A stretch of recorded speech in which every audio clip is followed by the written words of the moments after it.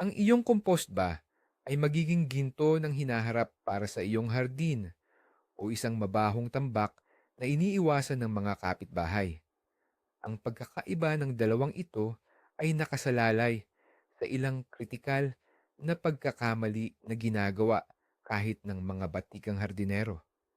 Ngayon, susuriin natin ang mga pangunahing huwag na maaaring magpalit ng iyong pangarap ng matabang lupa sa isang tunay na bangungot.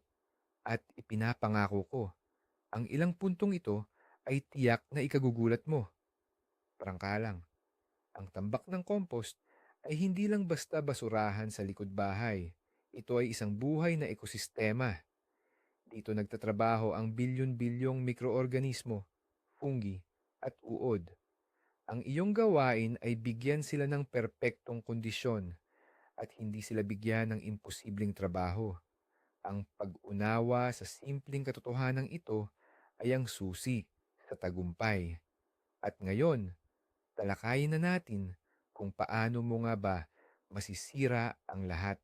Kaya, simulan natin sa pinakakilala at marahil pinakamalaking pagkakamali. Ito ay isang klasikong babala na paulit-ulit na itinuturo sa lahat ng gabay sa paghahalaman. Huwag na huwag, ulitin ko, huwag na huwag maglagay sa inyong compost pile ng mga tirang karne, isda, buto, o anumang mamantika na pagkain. Oo, sa teknikal, organiko ang mga ito. Ngunit, ito ang klase ng mabuting intensyon na direktang hahantong sa isang mabahong, malapot na latian sa inyong bakuran.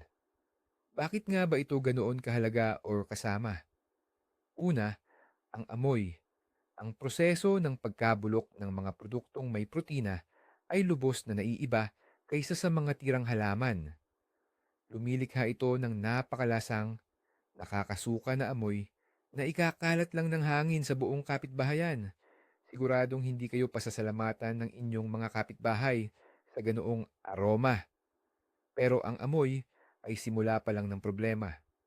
Ang tunay na suliranin ay ang mga hindi inaanyayahang bisita. Ang inyong compost pile ay mabilis na magiging isang libreng kainan para sa mga daga, bubwit, ligaw na pusa, at aso. Nalalanghap nila ang ganoong delicacy mula sa malalayong distansya. At kasunod nila, darating ang kawan-kawan ng langaw. Hindi lang kayo gagawa ng compost, kundi isang tunay na pugad ng peste at posibleng sakit o impeksyon.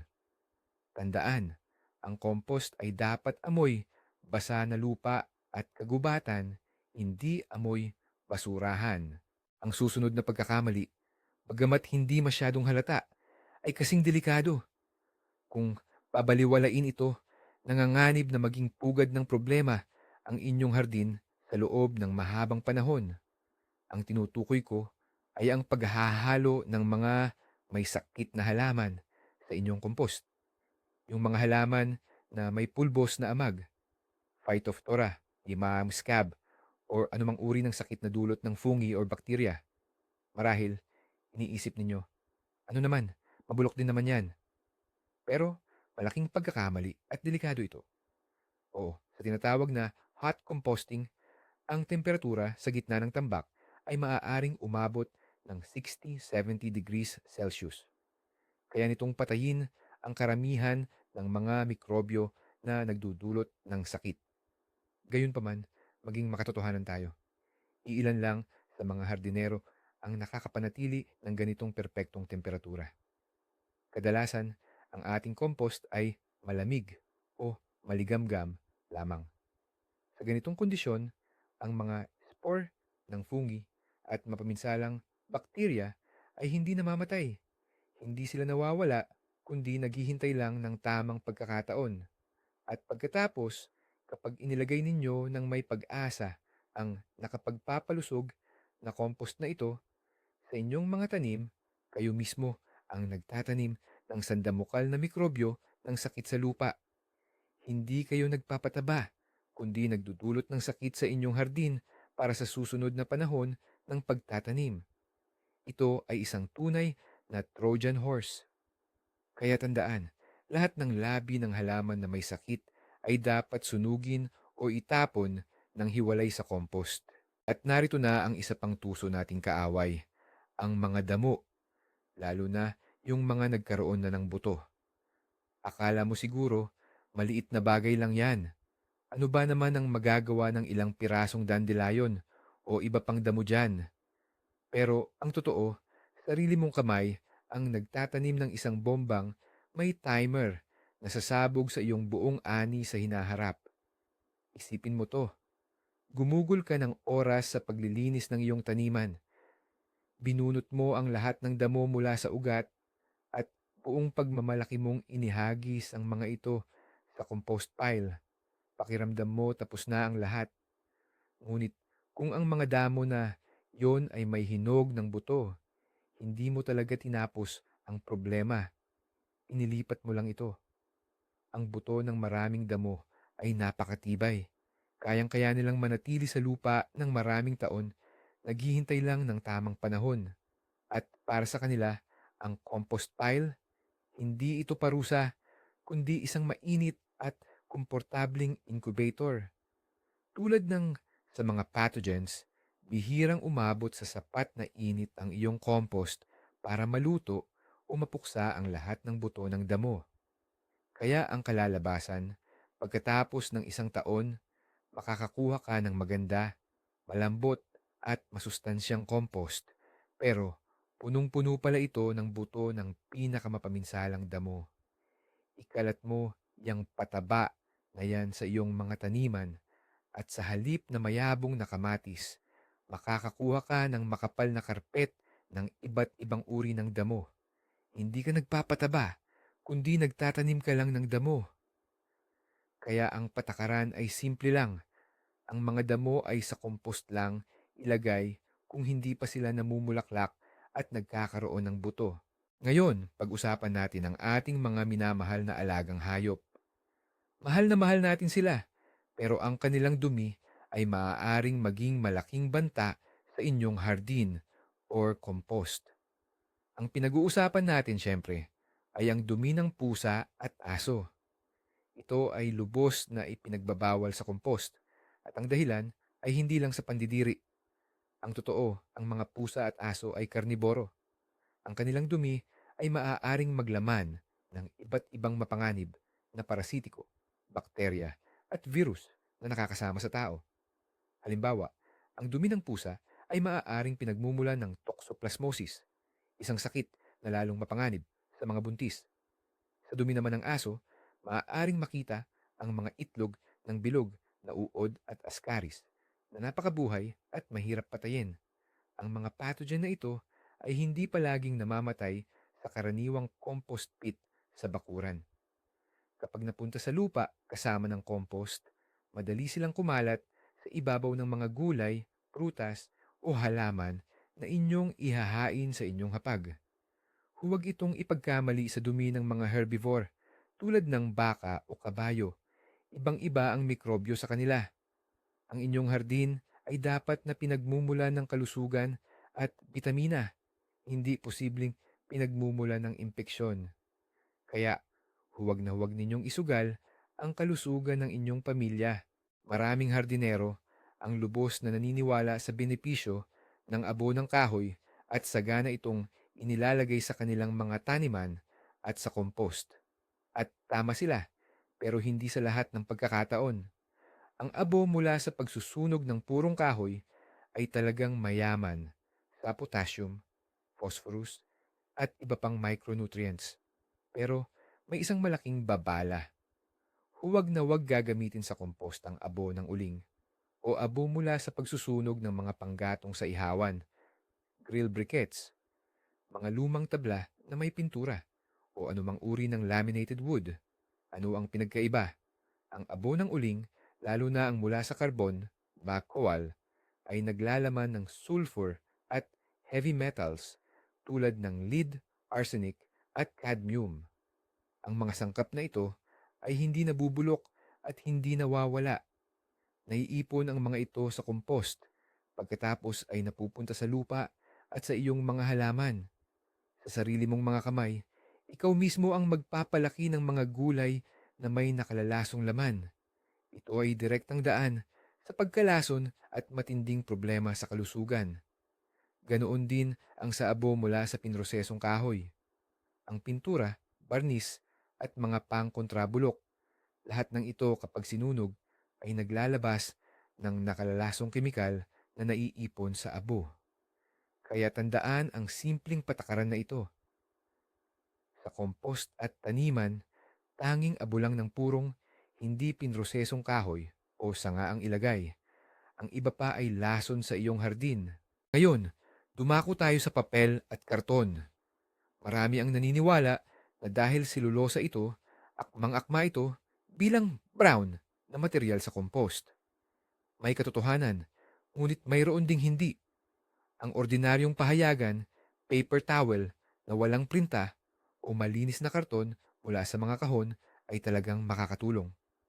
Ngunit ang modernong mundo ay puno ng makulay at makintab na packaging at ito mismo ang nagdudulot ng panganib. Mahigpit na iwasan ang pagdagdag sa compost ng mga glossy na magazine, flyers, makukulay na katalogo, at anumang papel na may matingkad na imprenta. Upang bigyan ng kinang at buhay ang mga kulay, gumagamit ang mga imprentahan ng iba't ibang kemikal na compound, kabilang ang mabibigat na metal at nakalalasong pigment. Ang mga sangkap na ito ay hindi mawawala sa proseso ng pagkukompost at kalaunan ay mapupunta sa iyong mesa kasama ang iyong salad. Bigyang pansin din ang karton mula sa mga lalagyan ng gatas, juice, or frozen na pagkain. Kadalasang may manipis itong sapin ng plastic or wax upang hindi madaling bumigay o madaling mabasa.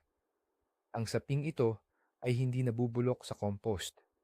Ito ay magiging microplastic lamang na permanenteng dudumi sa iyong lupa. Kaya, kung nag-aalangan ka, mas mainam na huwag mo nang ilagay. Piliin lamang ang papel at karton na mukhang natural at walang makulay o makintab na sapin. Ang sikreto sa matagumpay na pagko-compost ay ang balanse. Isipin mong ikaw ang chef ng bilyon-bilyong mikrobyo. Ang misyon mo ay bigyan sila ng kumpleto at balanseng pagkain. Ang isa sa pinakamadalas na pagkakamali ay ang paglabag sa balanseng ito. Kadalasan, labis na berdeng materyales ang inilalagay. Ano ang tinatawag nating berde? Ito ay mga bagong tabas na damo, mga balat ng gulay at prutas mula sa kusina, mga dahon ng halaman at labi ng kape. Ang lahat ng ito ay mayaman sa nitrogen. Ang nitrogen ay parang pampaalsa sa compost. Ito ang nagpapabilis sa proseso ng pag-init na siyang nagpapainit sa bunton.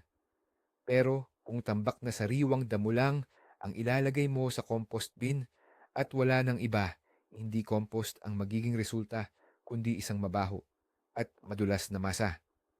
Kung walang sapat ng kayumanggi o mayaman sa karbon na materyales tulad ng tuyong dahon, dayami, sawdust o pinira-pirasong karton, ang berdeng masang ito ay magiging siksik at hindi malulusutan ng hangin.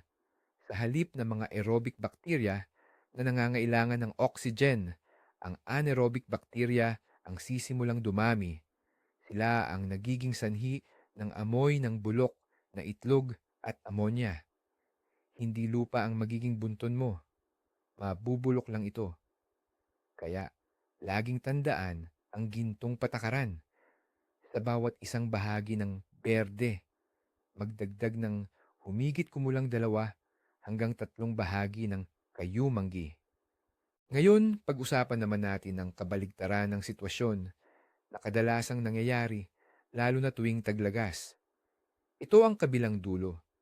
Isang tambak ng puro kayumangging materyales. Masipag mong inipon ang lahat ng nalagas na dahon, pinino ang mga sanga, pagkatapos maggupit ng hardin at inilagay lahat sa isang malaking tambak, umaasa ng himala. Pero lumipas ang mga buwan, lumipas ang 1 taon, at wala pa ring himalang nangyari. Halos hindi nabawasan ang laki ng tambak at hindi nagiging buhaghag na compost. Ano ba ang dahilan? Binigyan mo ng panggatong, carbon, ang iyong mga mikroorganismo, pero nakalimutan mong bigyan sila ng pansindi, ang nitrogen.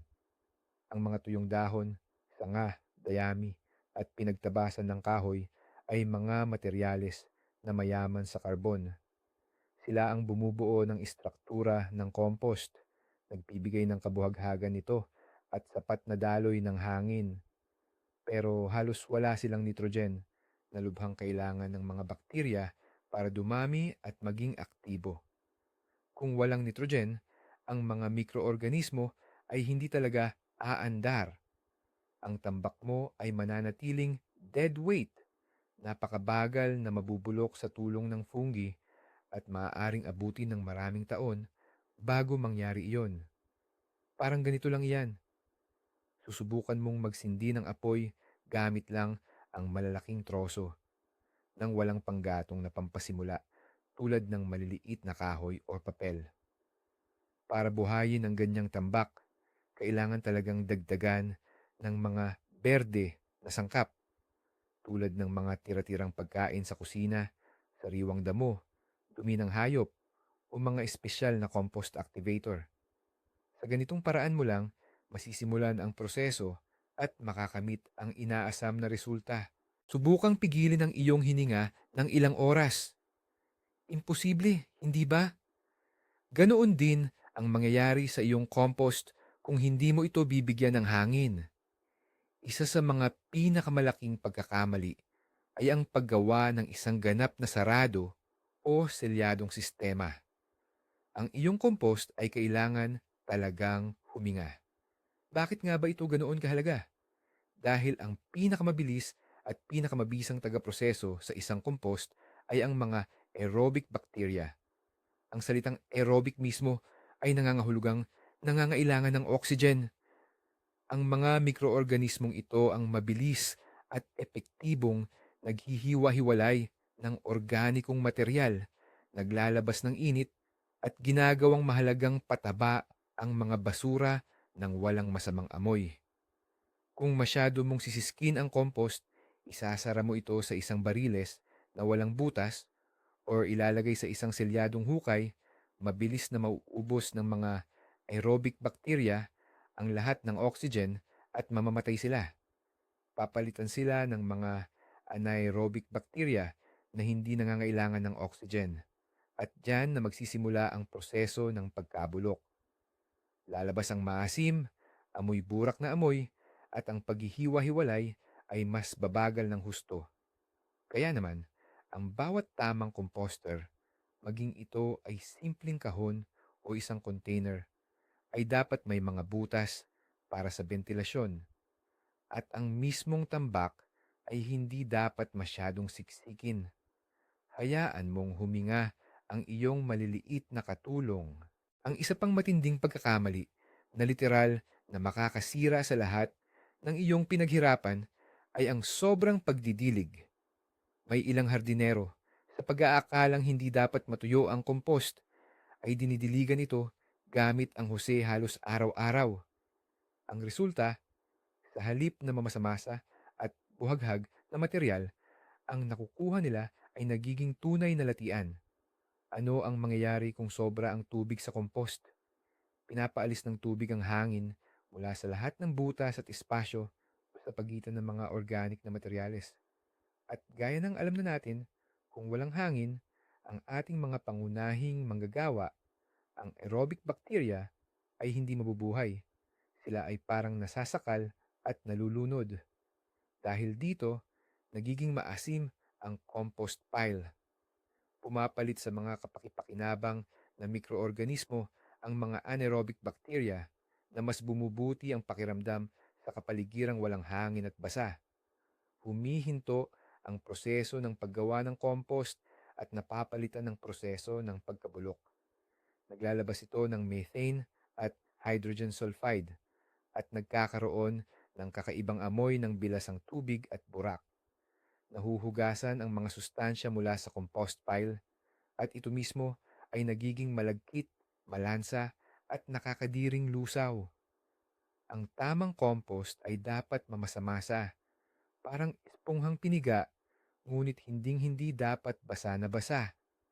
Kung pipigain mo ang isang dakot ng compost sa iyong kamao, ilang patak lang ng tubig ang dapat lumabas at hindi isang agos. Ngayon naman, pag-usapan natin ang kabaligtarang problema, ang disyerto ng compost. Kung ang pagiging sobrang basa at putik ng compost ay isang pagkakamali, ang pabayaan naman itong tuluyang matuyo ay isa pa, at hindi rin ito basta-bastang problema. Kung walang sapat na tubig o moisture, literal na humihinto ang buhay sa loob ng iyong bunton ng compost. Isipin mo na lahat ng mikroorganismo, bulate, at fungi ay maliliit na nabubuhay na nilalang, at tulad ng kahit anong nabubuhay na nilalang, kailangan nila ng tubig para mabuhay. Ang sapat na moisture ang nagsisilbing daluyan kung saan natutunaw ang mga sustansya at nangyayari ang lahat ng biochemical reactions. Kapag natuyo ang compost, hindi na makakain at makapagparami ang mga bakterya.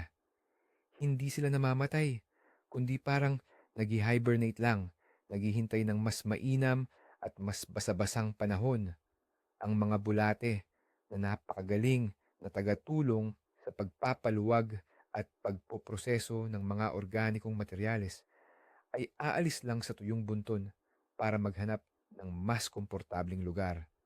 Dahil dito, ang buong proseso ng dekomposisyon ay tuluyang humihinto. Maaaring manatili ang iyong bunton ng ganoon sa buong tag-araw nang walang pagbabago. Madalas itong mangyari sa mga komposter na nakalagay sa direktang sikat ng araw o kung napakaraming tuyong brown na materyales sa bunton na sumisipsip ng huling patak ng moisture. Kaya't mahalagang bantayan ang antas ng moisture. Kung makita mong natuyo at naging alikabok ang compost, huwag mag-atubiling dahan-dahang buhusan ito ng tubig gamit ang watering can. Ipagpalagay na tama ang lahat ng iyong ginawa. Nabalanse ng perpekto ang berde at kayumanggi na siguro ang sapat na daloy ng hangin at pinananatili ang tamang halumigmig. Ngunit may isa pang pagkakamali na maaaring makapagpabagal ng proseso ng ilang ulit. Ito ay ang paglimot sa pagbaliktad ng tambak. Ang tambak ng compost ay hindi parang ulam na ilalagay mo lang sa apoy at iiwanan. Kailangan itong baliktarin paminsan-minsan. Bakit? May ilang dahilan. Una, para ito sa aerasyon o ventilasyon. Sa paglipas ng panahon, ang mga ilalim at sentrong bahagi ng tambak ay sumisikip dahil sa sarili nitong bigat. Humihinto ang pagpasok ng hangin sa loob at doon maaaring magsimula ang mga anaerobic na proseso. Ang pagbaliktad gamit ang tinidor panghardin o espesyal na aerator ay nagpapaluwag sa masa at nagpapasok ng oxygen dito. Pangalawa, para ito sa pagiging pantay-pantay. Ang proseso ng pagkabulok ay hindi nangyayari ng sabay-sabay sa lahat ng bahagi. Sa gitna kung saan pinakamainit ang temperatura, mas mabilis na nakokompost ang mga organikong materyales. Ngunit sa mga gilid, kung saan mas malamig at mas tuyo, mabagal ang proseso. Sa pagbaliktad, inililipat mo ang mga panlabas, hindi pag-aanong nabubulok na bahagi patungo sa mainit na sentro, at ang nabuong compost mula sa sentro ay inilalabas. Malaki ang naitutulong nito upang bumilis at maging pantay ang paghinog ng buong tambak. Kung hindi mo babaliktarin ang compost, panganib mong makakuha ng tambak pagkalipas ng isang taon, kung saan ang gitna ay ganap ng lupa, habang ang mga gilid ay mayroon pa ring kalahating bulok na mga labi. Narito ang isang kaaway na hindi nakikita, ngunit napakadelikado sa iyong mga pananim. Ang pinag-uusapan natin ay ang mga kemikal, partikular ang mga pestisidyo at herbisidyo. Maraming nagtatanim ang aktibong gumagamit nito para labanan ang mga peste at damo. Pagkatapos, nang hindi nag-iisip, Inihahalo nila ang mga dahon ng pananim o pinutol na damo na inilapatan ng kemikal sa kanilang compost. Ito ay isang malaking pagkakamali. Ang problema ay maraming modernong herbisidyo, lalo na ang mga para sa damuhan, ay may tinatawag na persistent o matagalang epekto. Dinisenyo ang mga ito upang manatili ng matagal sa lupa at sa mga halaman at patuloy na gumana. Ang proseso ng paggawa ng compost ay hindi laging kayang ganap na sirain ang mga komplikadong kemikal na ito. Bilang resulta, magkakaroon ka ng compost na may kargang herbisidyo. Kapag ginamit mo ang ganitong pataba sa mga taniman ng sensitibong gulay tulad ng kamatis, sili, sitaw, o letsugas, maaari mo silang tuluyang masira. Ang mga halaman ay manghihina, maninilaw, lulukot ang mga dahon at magtataka ka kung anong sakit ang umatake sa kanila. Ang sanhi ay nasa sarili mong compost, kaya't ito ang matibay na panuntunan. Kung ginamitan mo ng kemikal ang mga halaman, hindi sila dapat ilagay sa ordinaryong compost pile. Ano nga ba ang masama sa mga balat ng tinapay, tirang pasta, o dinaubos na lugaw? Ang mga ito ay organikong material, di naman na mula sa halaman. Gayunpaman, iniiwasan ng mga bihasang hardinero na ilagay ang mga produktong ito sa compost at may matibay itong dahilan. Ang mga naprosesong butil ay tunay na atraksyon para sa mga daga at bubuwit. Hindi tulad ng mga balat ng gulay, mas matindi ang amoy ng mga lutong pagkain tulad ng kanin, tinapay, at pasta na mas madaling makaakit ng mga daga at bubuwit. Kung ang karne at buto ay bukas na imbitasyon sa kahit sinong hayop, ang mga tinapay at pasta naman ay parang isang espesyal na handaan na para lang sa mga daga. Masaya silang maninirahan sa inyong mainit at masaganang tambak ng compost, gagawa ng mga lagusan at doon na magpupugad. Napakahirap na silang paalisin pagkatapos. Bukod pa rito, ang mga produktong ito, lalo na kung marami, ay maaaring maging siksik at malagkit na bukol. Sa loob ng mga bukol na ito, nababara ang daloy ng hangin na nagiging sanhi ng pagkabulok na walang hangin, anaerobic decomposition, at nagbibigay ng mabahong amoy asim. Kaya, kung may natira kang kaunting balat ng tinapay, mas mabuting patuyuin na lamang ang mga ito at ibigay sa mga ibon. Hindi ito ang tamang lugar para sa kanila sa tambak ng compost.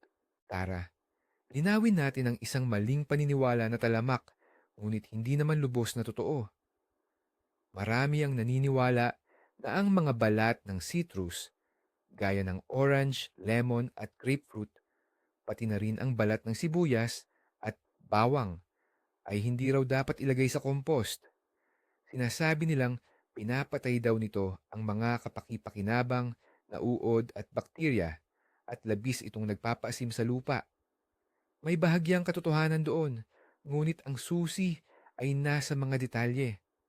Ang problema ay hindi sa mismong mga produktong ito, kundi sa dami ng mga ito. Ang essential oils na nasa balat ng citrus at ang phytoncides sa sibuyas at bawang ay talagang may antibacterial na katangian. Kung ibubuhos mo sa isang maliit na compost bin ang isang buong kahon ng balat ng orange, ay talagang mapapabagal mo ang proseso ng pagbubulok. Bukod pa rito, ang maraming balat ng citrus ay maaaring pansamantalang magpataas ng acidity ng compost. Ngunit kung ang pinag-uusapan ay ang balat ng 2 o 3 orange o ilang sibuyas sa isang linggo, ay wala itong idudulot na pinsala. Sa kabuuang dami ng compost pile, ang kanilang konsentrasyon ay magiging napakaliit. Ang mga kapakipakinabang na mikroorganismo at earthworm ay madaling makakayanan ng mga ito. Kaya naman, huwag magatubiling ilagay ang ganitong uri ng basura sa compost. Ngunit gawin ito ng may moderation. Ang mahalaga ay ang pagkakaiba-iba at balanse. Isipin ninyo na nagbe-bake kayo ng tinapay. pero inilabas ninyo sa oven pagkalipas lang ng 15 na minuto. Ang loob ay hilaw pa, kaya hindi yan makakain.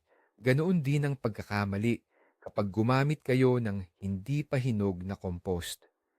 Isa ito sa pinakamalaking tukso para sa isang hardinerong walang pasensya. Ang tambak ay lumiit na, umitim, at tila handa na ang pataba, pero maaari itong manlinlang. Kung hindi pa lubos na hinog ang compost, patuloy pa rin ang aktibong proseso ng pagkabulok nito. Ang mga bakterya, habang patuloy sa kanilang trabaho, ay kumakain ng napakaraming nitrogen mula sa paligid. At kung ilalagay ninyo ang ganitong semi-hinog na compost sa inyong hardin, ang mga bakterya na ito ay kukuha ng nitrogen hindi mula sa compost, kundi direkta sa lupa. Bilang resulta, sa halip na patabain ang inyong mga halaman, ang gagawin ninyo ay lilikha ng kakulangan sa nitrogen para sa kanila. Ang inyong mga kamatis o pipino, imbes na lumago, ay magsisimulang manilaw at manghina. Ang gusto ninyo sana ay makabuti, ngunit kabaligtaran ang nangyari. Ang handa at hinog na compost ay dapat maitim, buhaghag, magkakapareho ang istruktura, at may kaaya-ayang amoy ng sariwang lupa sa kagubatan. Hindi na dapat makilala ang mga orihinal na sangkap tulad ng mga dahon o balat ng gulay, prutas. Sa ganoon lamang ito handang magbigay ng pakinabang, hindi pinsala. Ang lokasyon ng inyong compost bin ay mas mahalaga kaysa sa inaakala ninyo. Ang maling pagpili ng lugar ay maaaring magsayang ng lahat ng inyong pagsisikap na panatilihin ang tamang balance ng halumigmig at temperatura. Karaniwang pagkakamali ang paglalagay ng compost pile sa pinakamadilim, liblib at mamasamasang sulok ng bakuran. Tila lohikal ito para maitago at hindi makita. Ngunit sa ganoong uri ng lilim, lalo na sa mababang lugar na dinadaluyan ng tubig, halos hindi kumiinit ang compost. Lagi itong mababasa ng ulan at hamog na magdudulot ng labis na pagkabasa, pag-asim at kakulangan sa hangin. Dahil dito, ang proseso ng pagkakabulok ay magiging napakabagal at mananatiling malamig. Sa kabilang banda, isa ring matinding pagkakamali ang paglalagay ng compost bin sa bukas at tirik na sikat ng araw, lalo na kung ito ay isang itim na plastic na lalagyan. Sa mainit na araw ng tag-araw, ang compost pile ay agad na matutuyo. Mas mabilis na sisingaw ang tubig kaysa sa bilis ng inyong pagdidilig. Mapipigilan nito ang gawain ng mga mikroorganismo at gagawing tuyo at walang buhay na masa ang inyong compost. Ang perpektong lokasyon ay may bahagyang lilim, halimbawa sa ilalim ng malaking puno kung saan protektado ang compost mula sa malalakas na ulan at sa matinding sikat ng araw sa tanghali, ngunit maluwag at mahangin pa rin ang paligid nito. Balik tayo sa kusina. Pagkatapos magprito ng patatas o patis, may matitira sa kawali mo na ginamit ng mantika o taba ng hayop. Saan ito itatapon? Ang unang naiisip ng marami ay itapon ito sa compost pile dahil organic din naman ito. Teka muna, ito ay isa pang mahigpit na huwag. Bakit nga ba napakasama ng taba at mantika para sa compost? Isipin mo, kapag nagbubuhos ka ng mantika sa tubig, hindi ito humahalo. Sa halip, bumubuo ito ng manipis na pelikula sa ibabaw. Ganoon din ang nangyayari sa compost pile. Binabalot ng taba ang mga piraso ng basurang halaman na lumilikha ng isang hadlang na hindi tinatablan ng tubig at hangin. Literal nitong sinasarhan ang organikong material na pumipigil sa aerobic bacteria na makakuha ng pagkain at, higit sa lahat, oxygen. Bunga nito, humihinto ang proseso ng aerobic composting sa ilalim ng matabang pelikulang ito. Nagsisimula ang anaerobic decomposition na, tulad ng naaalala natin, ay sinasamahan ng napakabahong amoy ng panis na mantika. Bukod pa rito, Napakabagal maagnas ng taba at mantika at tulad ng karne, labis nitong naaakit ang mga daga, insekto at iba pang hindi gustong peste. Kaya humanap ng ibang paraan para itapon ang taba, ngunit hinding-hindi ito ilagay sa compost pile. Ang huling pagkakamali sa ating listahan at marahil ang pinakamadalas na ginagawa ng mga baguang hardinero ay ang kawalan ng pasensya.